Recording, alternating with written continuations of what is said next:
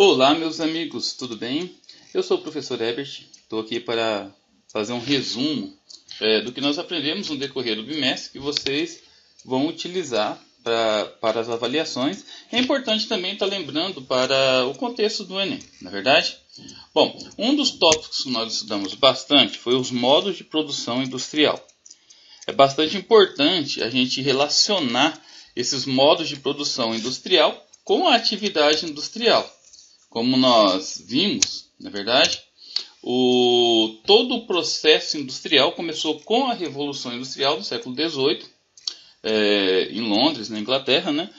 No século XIX, a partir da segunda metade do século XIX, esse processo foi se expandindo para toda a Europa, França, Alemanha, Itália e assim por diante, né? Os Estados Unidos na América, o Japão na Ásia também começou a se industrializar. Desculpa. E como vocês podem observar, à medida que o processo de industrialização foi aumentando, houve a necessidade de buscar uma melhor maneira de controlar os gastos, a produtividade, o trabalhador, o empregado sempre foi um problema sério para as indústrias, né? E em consequência disso tudo, ter o retorno financeiro, porque não fazia sentido você investir em industrialização se você não tivesse um bom retorno financeiro. Todo o sistema de produção industrial, ele teve seu início nos Estados Unidos, com exceção do toyotismo lá na frente, né, e do wolfismo. Mas o seu início foi nos Estados Unidos. O primeiro sistema a ser estudado foi o Taylorismo. Ele foi proposto, né, por Frederick Taylor.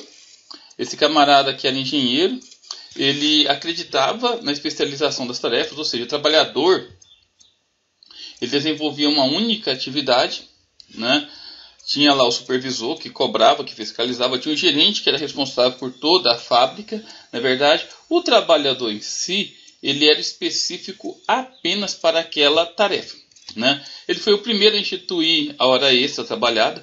No momento de folga, o cara ir para o serviço para trabalhar, né? Ou ficar além do serviço dele para potencializar a produção. Ele foi o primeiro a instituir a premiação àqueles que tivessem um grande rendimento no seu trabalho. Ainda é importante você entender que ainda hoje nós temos restício do Taylorismo. Tem algumas empresas, por exemplo, os Correios, né? Você chega lá, você vê cada um lá no seu escaninho, né? Na sua repartição fazendo só o seu serviço. No caso dos Correios, ordenando as cartas. Na verdade, cada um é especialista naquilo ali. É comum você chegar numa empresa como o McDonald's da vida, né? E você vê lá uma plaquinha, ou num mercado de grande porte, né? Vê lá uma plaquinha, ó, funcionário do mês. Então procure o nosso gerente, o funcionário de melhor rendimento. A plaquinha é uma espécie de premiar, de massagear o ego do funcionário. Isso também é restício do Taylorismo. Eu tenho aqui imagens que representam o Taylorismo. Trabalho especializado, trabalho cobrado, trabalho fiscalizado. Se hoje na sua empresa você tem um gerente, se hoje na sua empresa você tem um supervisor, é restício do Taylorismo. Tá bom? Aí, trabalho especializado. E aqui, juntamente com o trabalho especializado, né, o seu idealizador, Winslow Taylor. Frederick Winslow Taylor. Ok? Vamos falar agora do segundo modo de produção, Fordismo. Esse teve como idealista o Henry Ford.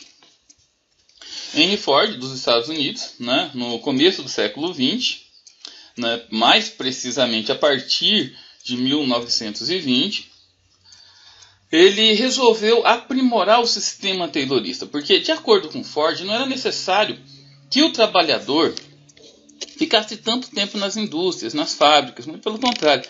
Era interessante que os trabalhadores eles tivessem um bom desenvolvimento enquanto estivessem trabalhando. E para isso ele montou as esteiras de produção, as esteiras de montagem, tá? Então não é que o trabalhador deixou de ser especialista, ele continuou sendo especialista, só que ele trabalhava menos tempo, né? Um outro contexto é a grande produtividade, a produção em massa. Como consequência, o consumo em massa, né? O consumo ele tinha que ocorrer da mesma forma como o produto era fabricado. Olha só, aqui imagens dos carros da Ford o início da década de 20, e representa também, se você observar, se você for em qualquer montadora de veículo, você vai ver um monte de carros lá estacionados.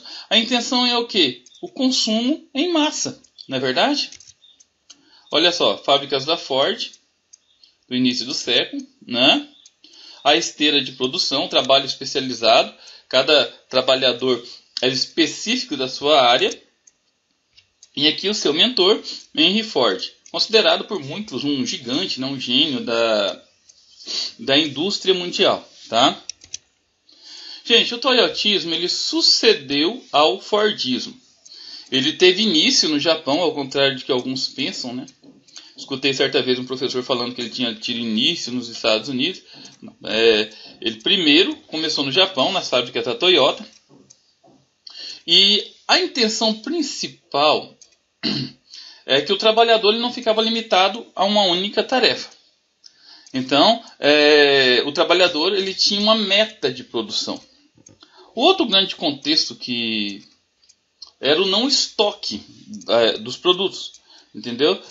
Nesse sentido, o não estoque dos produtos, o trabalhador ele produzia lá o carro era fabricado apenas um motor, uma peça para aquele carro. Entendeu? É claro que tinha um estoque limitado, caso algum desse problema, para ser trocado, não é verdade?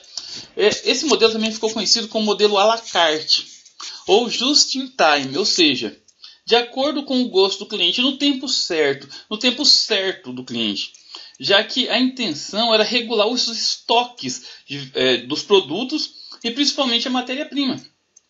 Você que é estudante, você que é aluno, né? Se você não comprou seu material escolar no começo do ano, você deixou para pedir assim no final do primeiro trimestre, é muito provável que não vai ter o material para você. Sabe por quê? Porque hoje as empresas trabalham nesse sistema do toyotismo, para não ter estoque. Vai que não vende, e aí? No outro ano já está desatualizado, a empresa vai ter prejuízo. Então você vai encomendar, vai demorar em 1, 2, 3 meses para vir novamente, tá? Então isso é regulação de estoque. Então as empresas hoje trabalham com uma eficiência, né? Visando aquilo que vai ser, não é verdade? Aqui eu tenho imagens que podem representar o toyotismo. É o modelo mais utilizado hoje, não é verdade? Aqui uma pequena imagem. O engenheiro japonês, o Taishi Ono, é considerado o criador do toyotismo, que era o vice-presidente da Toyota no Japão. E aqui a imagem do presidente da Toyota, o Eiji Toyoda, né, que é considerado, em alguns materiais que eu pesquisei, né, o grande idealizador do toyotismo. E aqui, pessoal, o just in time, que é o grande foco do toyotismo, ou seja, no tempo certo, a não acumulação, não é verdade? Não fazer estoques, não é? Ok, pessoal, agora vamos para o último modelo estudado, que é o wolfismo. Eu tive bastante dificuldade para poder encontrar imagens relacionadas ao wolfismo, né? O wolfismo, assim como os demais modelos, ele tem relação com indústrias de automoção, indústrias automobilísticas. No caso, a fábrica da Volvo, que é uma indústria automobilística da Suécia, né? Uma indústria assim, muito voltada para veículos pesados, como caminhões, carretas, bitrens, né? Trem-minhões em geral, né? E o grande diferencial, o volvismo também sucedeu o fordismo, teve o seu início na década de 1980, e o grande diferencial do volvismo é o investimento no bem-estar da saúde física e mental do funcionário, do trabalhador. Então, o trabalhador ele é parte integrante, né, e fundamental do processo de montagem do veículo. Então ele é especializado em várias formas, né? Ele segue várias etapas da construção, ele é treinado, ele é capacitado para que ele siga várias formas da montagem e produção do veículo, podendo inclusive chegar até um modelo final. Tem assim, algumas coisas que parecem muito com o toyotismo, por exemplo, né? Eles trabalham por metas, tanto o toyotismo como o wolfismo, não é verdade? E trabalham com modelos, de um ano para o outro muda o modelo, tá? Agora, uma coisa que é típica do wolfismo é o fortalecimento dos sindicatos. É priorizar a qualificação, né, do funcionário. Então eles trabalham muito com robotização, com terceirização, né? Eles são altamente voltados para a tecnologia. Então um funcionário que não quiser se capacitar, que não quiser estudar, ele vai ficar fora do mercado. Tá? O funcionário que não quiser cuidar da sua vida, não quiser ter uma boa alimentação, não quiser ter uma boa saúde mental, porque isso a longo prazo atrapalha também o contexto da fábrica, do andamento do serviço, entendeu? Ele vai ficar fora do mercado. Aqui eu tenho imagens, né, da indústria da Volvo, né? Ok? Bem, galera, é isso aí. Espero ter contribuído, ajudado vocês a lembrarem sobre os modos de produção industrial, né? É importante vocês entenderem que nós temos restícios até hoje de todas essas marcas, né? São pouquíssimas empresas no Brasil que aderem ao volvismo. O Brasil ainda adere muito o fordismo, o toyotismo. Em alguns lugares o toyotismo, né? Em alguns lugares o taylorismo, né? Tem muito restício do taylorismo no Brasil até hoje. Só para a gente lembrar, as empresas têm gerente, têm supervisores, tem aquela fiscalização, aquela cobrança, qualquer coisinha dá advertência, qualquer coisinha dá suspensão, fica de gancho. Restício do taylorismo.